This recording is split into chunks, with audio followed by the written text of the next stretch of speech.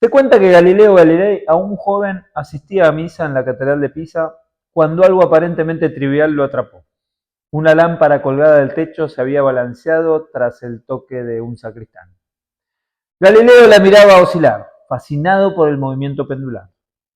Para medir la regularidad de esas oscilaciones no tenía ningún tipo de cronómetro. Solo contaba con el compás de su propio cuerpo, el pulso de su corazón.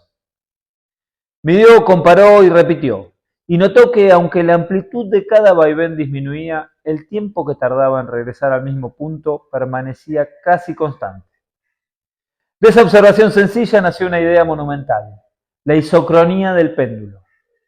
Más tarde, este principio sería la base de relojes precisos, capaces de dividir el tiempo en intervalos regulares y confiables. El gesto curioso de un muchacho de una iglesia abrió un camino para que la humanidad pudiera ordenar su mundo a través de minutos y segundos. La imagen es poderosa, un joven que descubre un ritmo invisible a partir de una oscilación repetida. Un hallazgo que parece externo, objetivo y universal, pero que en realidad nació de algo profundamente corporal, la escucha de su propio pulso, el reconocimiento de un tiempo sentido desde adentro. Galileo no solo observó el péndulo, observó cómo ese movimiento dialogaba con el compás de su cuerpo. A partir de entonces, el tiempo empezó a pertenecer al dominio de la ciencia exacta. Los relojes mecánicos se perfeccionaron. Las ciudades comenzaron a regirse por horarios comunes. La vida moderna se articuló en torno a un cronómetro. El tiempo ya no era solo de los ciclos naturales, ni de los cuerpos, ni de la memoria. Era un tiempo medible, divisible, disponible para la disciplina y el progreso. Pero la pregunta sigue abierta. ¿Qué perdimos cuando el tiempo deja de sentirse para empezar a contarse?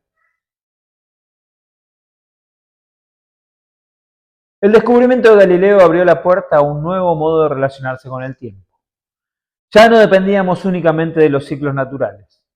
El amanecer y el anochecer, las estaciones, el hambre o el cansancio. Ahora el tiempo podía ser contado, dividido en fragmentos exactos y puestos al servicio de la organización humana. La precisión del péndulo permitió fabricar relojes que marcaron la vida moderna, trenes que partían a horario, fábricas que medían la productividad por turnos, ejércitos que sincronizaban sus movimientos con disciplina matemática. Esa manera de medir el tiempo también llegó al deporte.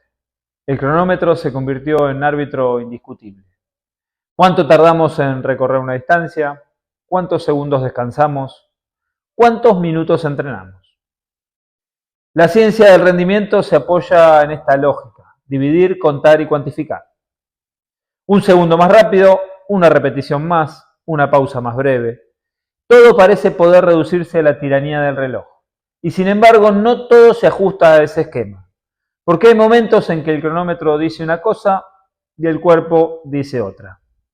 La planilla puede marcar que aún falta un minuto de descanso, pero la respuesta puede volver antes. El programa indica 5 repeticiones, pero la mente se dispersa en la tercera. El tiempo externo organiza, pero no siempre acompasa. La paradoja es clara. El cronómetro nos ha permitido progresar, pero también nos ha alejado de otra forma de tiempo. El tiempo que no se mide en segundos, sino en ritmos internos. Ese que no necesita péndulo ni reloj, porque late en el cuerpo. Se estira en la atención, se acelera en la ansiedad, se suspende en la calma. Galileo nos enseñó a medir el tiempo de manera precisa, pero al hacerlo también sembró la semilla de una tensión que hoy sigue viva. La distancia entre el tiempo que cuenta el reloj y el tiempo que sentimos al vivir. Si Galileo nos enseñó a medir el tiempo con precisión externa, la cronobiología nos recuerda que dentro de nosotros también habitan relojes. Cada célula, cada tejido, cada sistema sigue ritmos propios que no se ajustan siempre al cronómetro de la pared. Estos ritmos, llamados biológicos, marcan la manera en que dormimos, pensamos, nos movemos y entrenamos. Los más conocidos son los ritmos circadianos, que siguen un ciclo aproximado de 24 horas y regulan desde la secreción hormonal hasta la temperatura corporal. Gracias a ellos sentimos energía al despertar y somnolencia al caer la noche. Pero no son los únicos. Están también los ritmos ultradianos, que organizan procesos en lapsos más cortos, como los ciclos de atención y fatiga durante el día, y los ritmos infradianos, que duran más de 24 horas, como los ciclos menstruales. En el deporte, estas variaciones son decisivas. La ciencia muestra que la fuerza máxima tiende a ser mayor en la tarde que en la mañana, cuando la temperatura corporal está un poquito más alta y la coordinación neuromuscular más afinada. La memoria de movimientos técnicos también varía según el momento del día. Lo aprendido por la mañana puede consolidarse mejor si se acompaña de un descanso adecuado, mientras que el repaso en horas nocturnas favorece la relación a largo plazo. Incluso el riesgo de lesiones fluctúa en estos ritmos, pues la fatiga cognitiva y la menor temperatura muscular en ciertas franjas horarias predisponen a errores técnicos. El cuerpo entonces no vive en un único tiempo, vive en muchos tiempos a la vez. El reloj biológico puede alinearse o chocar con el reloj externo. Y cuando ambos se desajustan, por ejemplo, en quienes entrenan en horarios que no coinciden con su cronotipo, o en quienes fuerzan sesiones de alta intensidad en la madrugada solo porque la agenda lo permite, el rendimiento ahí se resiente. No porque falte voluntad, sino porque la biología no obedece siempre al cronómetro. La cronobiología nos recuerda algo que Galileo no puede saber en su catedral, que los relojes más decisivos no cuelgan en la pared, sino que laten en el interior de nuestro cuerpo. En la escalada el cronómetro sirve, pero rara vez explica todo. Podés pautar intervalos de trabajo y descanso, contar segundos en una regleta o medir cuánto dura un bloque. Pero lo que define el gesto casi nunca coincide exactamente con ese tiempo externo. Lo decisivo es el tiempo interno, ese compás invisible que organiza la relación entre la percepción, la acción y la decisión en la pared. Cada escalador conoce esa experiencia. Hay momentos en que el cuerpo pide acelerar, casi sin pensarlo, porque la presa siguiente llama, o hay instantes en que conviene frenar, sostener la posición, dejar que la respiración marque la cadencia antes de continuar. No se trata de segundos exactos, sino de un pulso sentido, un ritmo que se percibe más en la piel y en el aire que en la mirada del reloj. La cronobiología ilumina esta vivencia desde otro ángulo. Si nuestros relojes internos regulan atención, fuerza y coordinación, entonces escuchar el cuerpo no es un capricho poético, sino una estrategia biológica. Hacer coincidir la exigencia con el momento del día en que estamos más predispuestos puede transformar el resultado de una sesión. Pero también, dentro de una misma jornada, es el escalador que reconoce cuándo su atención empieza a dispersarse, aunque el cronómetro diga que todavía no toca descansar, está entrenando de manera más fina que quien simplemente cumple la serie. El tempo interno también se refleja en el gesto técnico. Cada movimiento tiene un ritmo que no siempre se enseña, pero que se aprende con la práctica consciente. Ir demasiado rápido puede romper la cadena de control, mientras que ir demasiado lento puede agotar antes de llegar al objetivo.